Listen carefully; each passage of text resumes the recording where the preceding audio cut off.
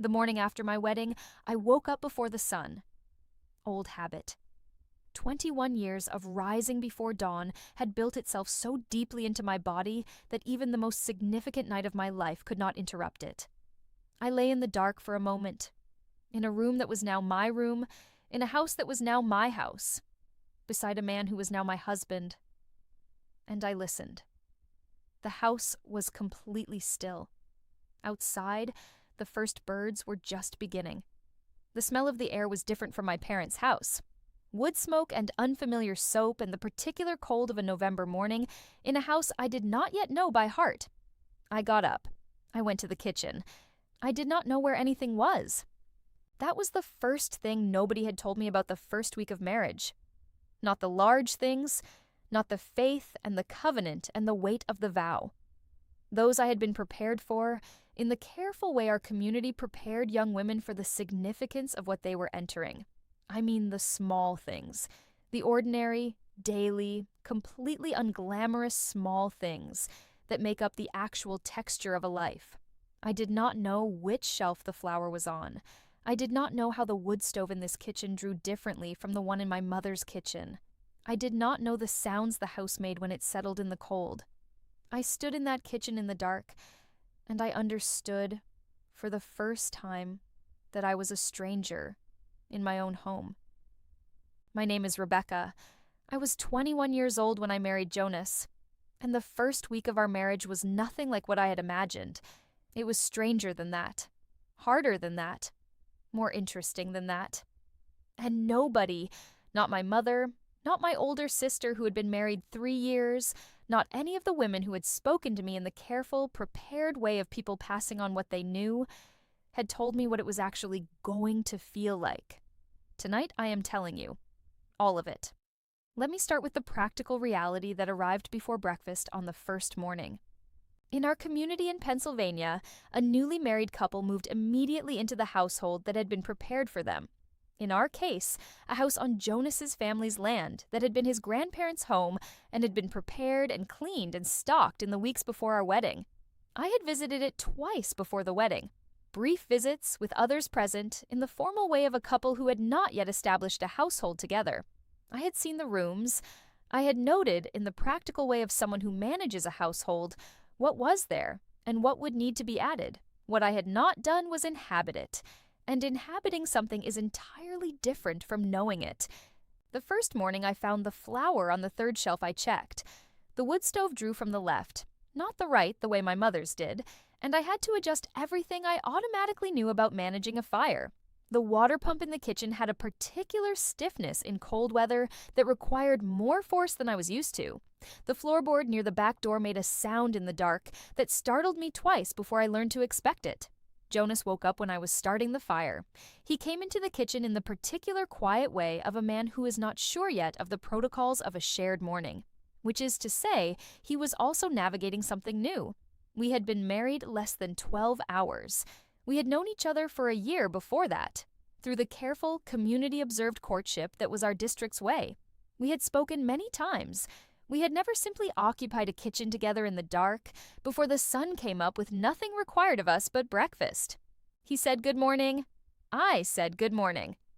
We stood on opposite sides of the wood stove, and something almost like awkwardness moved through the room. Not uncomfortable exactly, but new.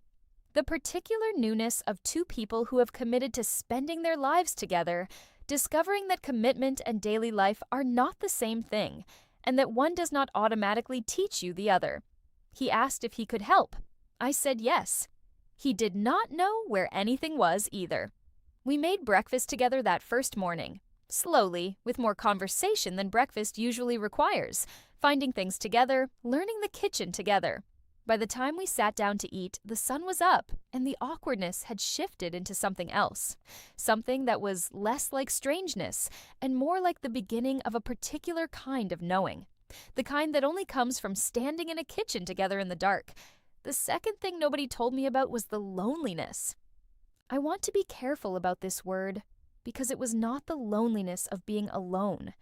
It was something more specific than that. I had left my parents' household. The household where I had lived every day of my 21 years, where I knew every sound and every smell and every person completely. And I had arrived in a household where the person I knew best was someone I had spoken to carefully in the presence of others for a year. The community was still around me. My family was 3 miles away. I was not isolated. But I was, for the first time in my life, without the specific, irreplaceable comfort of the people who had known me longest, and the house that was now mine, that I was responsible for, that I was supposed to turn into a home, did not yet know me back. Houses learn you over time. They hold your routines and your preferences, and the particular way you move through them until the inhabiting becomes mutual. My parents' house knew me completely. This house was still a stranger. I cried once that first week. On the third evening, alone in the kitchen after Jonas had gone to check the animals. Not from unhappiness exactly. From the particular grief of a door that closes behind you. Not a bad door, not a wrong door, but a closed one. The life I had lived for 21 years was behind that door now. What was in front of it was real and good and chosen. But the closing was real too, and nobody had told me I was allowed to grieve it. The third thing, and this one surprised me most, was how much I did not know about the person I had married. I want to be clear about what I mean. Jonas was not a stranger in the way of someone unknown, but there is a difference between the person you know in community contexts, in church, in work gatherings, in the carefully observed interactions of a courtship, and the person who exists in the unobserved moments of daily life. I had known the first kind for a year. The second kind revealed itself in the first week. I learned that Jonas woke up slowly in a way that required quiet. I had grown up in a household where mornings were immediately active. The adjustment was small but real.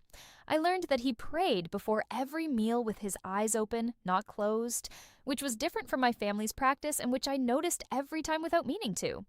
I learned that he was funnier than I had understood him to be.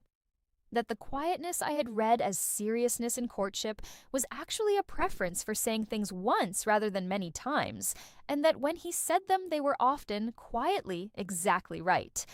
I learned that he was also navigating a stranger, that the house was new to him in different ways than it was new to me, that he was also, beneath the steadiness that had always been his most visible quality, uncertain about things he had not shown uncertainty about before.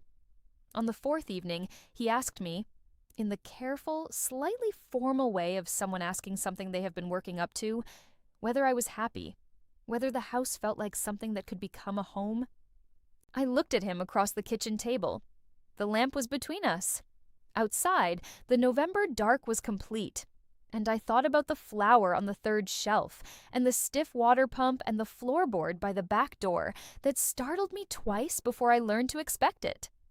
I thought about the morning we had made breakfast together in the dark, finding things together, learning the kitchen together. I thought about the door that had closed behind me, and the door that was opening in front of me, and the person sitting across the lamp who was asking whether I was happy. I said, "I think it is going to be. I think we are making it that." He nodded once. The particular nod of someone who has received an honest answer and is satisfied with it. And we sat in the lamplight for a while longer, and the house settled around us in the cold, and I felt something shift. Quietly, without announcement, from strange to beginning. That is what the first week of an Amish marriage actually felt like. Not the sacred and the significant. Those were real too. But they were the parts I had been prepared for.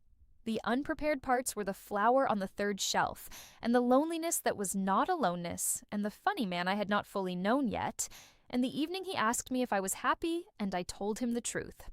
I want to ask you something tonight. Is there a beginning in your life? A real beginning, not the version you had imagined, that turned out to be stranger and harder and more interesting than you expected? And did you let yourself be present to the strangeness? Did you let it teach you something that the imagined version never could have?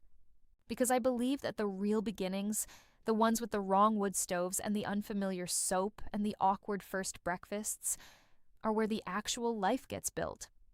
Not in the ceremony. In the kitchen at dawn, finding things together, learning what you did not know, that is where it starts. That is where it always starts.